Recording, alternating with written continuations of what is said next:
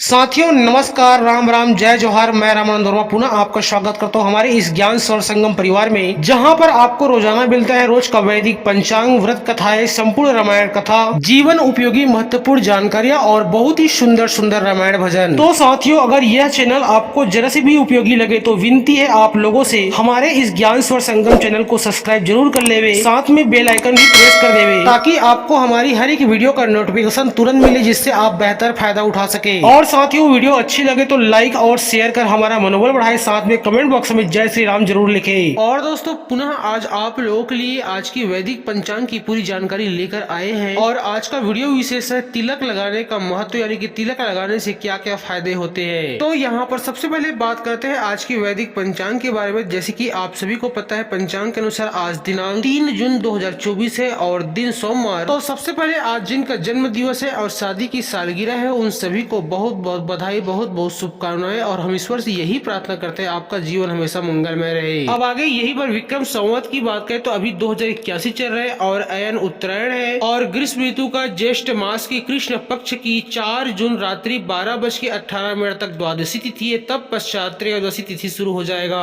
अब आगे यही पर नक्षत्र की बात करें तो 4 जून रात्रि 12:05 तक अश्विनी नक्षत्र है, तब पश्चात भरणी नक्षत्र शुरू हो जाएगा। और आगे योग की बात करें तो आज प्रातः 9:05 तक सौभाग्य योग है, तब पश्चात शोभन योग शुरू हो जाएगा। और आगे यही पर राहु काल की समय की बात करें तो प्रातः 7:35 से लेकर प्रातः 9:16 तक रहेगा। और राहु काल के समय में न ही कहीं यात्रा करे, न ही शुभ मंगल कार्य की शुरुआत करे। और आगे यही पर आज की सूर्योदय और सूर्यास्त की समय की बात करें तो आज सूर्योदय सुबह 5:54 में होगा और सूर्यास्त शाम 7:22 में होगा। और हर किसी के जीवन में सूर्योदय और सूर्यास्त का समय बड़ा ही महत्व होता है, क्योंकि यह त्रिकाल संध्या का समय। वैसे त्रिकाल संध्या 3 प्रकार की होती है, जिसमें से पहला है सूर्योदय से 15 मिनट पहले और सूर्योदय हो जाने के 15 मिनट तक का समय, और यही पर सुबह 11:45 से लेकर 12:15 तक का समय। और तीसरा संध्या है सूर्यास्त से 15 मिनट पहले और सूर्यास्त के बाद 15 मिनट तक का समय त्रिकाल संध्या माना जाता है। और त्रिकाल संध्या में जप, ध्यान, प्राणायाम, पूजा पाठ इत्यादि करना अच्छा फलदायी होता है। और जो व्यक्ति प्रतिदिन त्रिकाल संध्या नियमित रूप से करता है, उनके जीवन में हमेशा यश, मान, सम्मान, सुख संपदा बढ़ती रहती है। अब आगे यही पर आज की दिशाशूल की बात करें तो आज का दिशाशूल पूर्व दिशा में है, यानी कि पूर्व दिशा में आज यात्रा करना वर्जित है, परंतु यात्रा करना बहुत ही ज्यादा जरूरी है। तो शास्त्रों में इसका भी उपाय है, घर से निकलने से पहले 5 कदम उल्टे जरूर चले और साथ में आज के दिन दर्पण देखकर या फिर पुष्प खाकर घर से बाहर निकले।